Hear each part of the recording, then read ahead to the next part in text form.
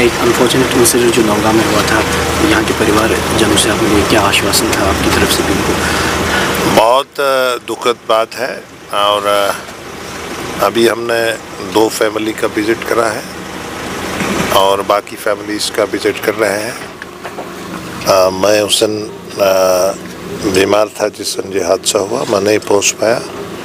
देश के home minister साहब ने और देश के प्राइम मिनिस्टर साहब ने हमारा रिपोर्ट करा है कि इनका दुख दर्द में पूरा जाना है। वो दुख तो नहीं हम शेयर कर सकते जो इनका जाने गई हैं। एक तो जो सोहेल है कंप्यूटर वाला बच्चा था, उसका तो एक ही बच्चा था उनका, और जो दुखदायक है, दुख तो नहीं हम मुतबादल तो नहीं कर सकते, लेकिन दुनिया में जो भी पॉसिबल हेल्प है वो हम हेल्प करेंगे। एक और चीज़ है, क्योंकि बिहार इलेक्शंस के बाद हमने देखा कि कांग्रेस की जो हार वहाँ पे हुई, अब दिल्ली में जो है कांग्रेस एक मीटिंग बुला रही है। इंटरनल रिफ्ट की भी खबरें कांग्रेस में आ रही है बिहार इलेक्शन के बाद। देखिए, जो परिवार वाली पार्टियाँ होती हैं, फैमिली से बाहर नहीं आ सकी, उनमें फैमिली का पॉलिटिकल पार्टीज में इंटरफेरेंस रहता है, तो उसमें इस तरह की प्रॉब्लम्स रहती हैं।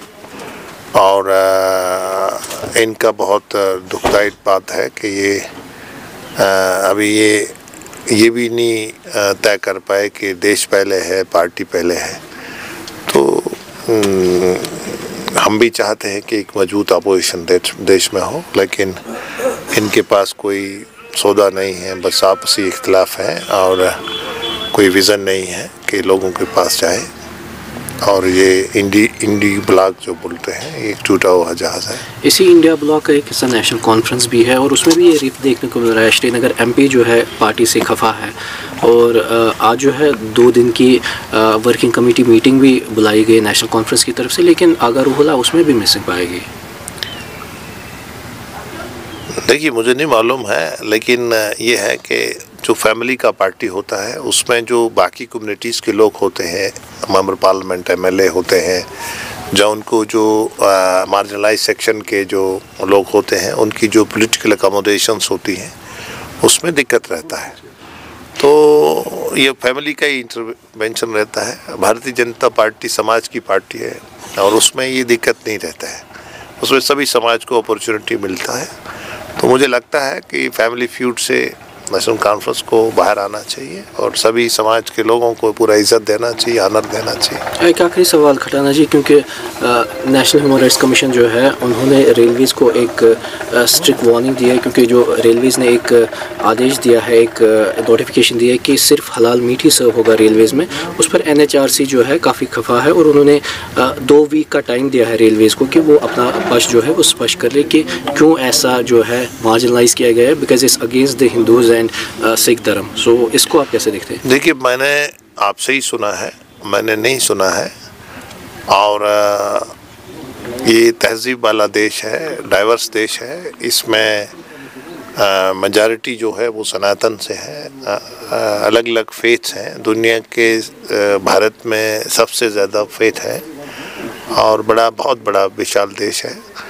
और इसमें कोई भी नोटिफिकेशन हो, इसमें सबका ख्याल रखना पड़ता है और सबकी आस्था और अकीदे का ख्याल रखना पड़ता है। सर एक लास्ट क्वेश्चन है कि मौलाना अरशद मदनी जो देवबंद के प्रिंसिपल है, उन्होंने कहा कि इंडिया में जो है मुसलमान यूनिवर्सिटी का वीसी भी नहीं बन सकता, जबकि न्यूयॉर्क में एक मुस्लिम जो है वो मेयर बना।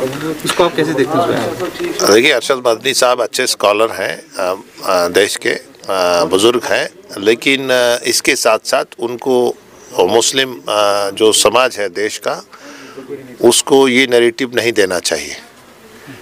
ये गलत नैरेटिव है और मुसलमान देश का इतना ही इम्पोर्टेंट है जितना बाकी कम्युनिटीज़ हैं, जितना हमारा मेजॉरिटी भाई है।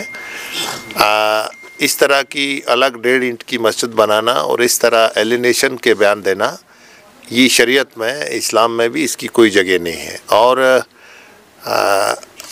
उनको इस पे काम करना चाहिए कि जो अंग्रेज़ों के ख़िलाफ़ लड़ने में शहादतें हुई, उनको समाज में लेना चाहिए अल्पसंख्यक समाज को बैकवर्डनेस से जोड़ा, एक वोट बैंक तक महदूद रखा गया, उसको एलिनेट करा, बैकवर्ड क्यों हुआ, इस पे गौर व फिक्र करना चाहिए। जिन पॉलिटिकल पार्टीज़ ने वोट बैंक जहाँ जो रिस्पॉन्सिबल है, कांग्रेस जहाँ उसमें से निकली हुई जमात है, ये पूरे समाज को बैकवर्ड रखने में रिस्पॉन्सिबल है और इस पे काम करने की ज़रूरत है। देश के वज़ीर आज़म साहब उनको टेक्नोलॉजी और एक हाथ में कुरान से जोड़ते हैं। Thank you sir.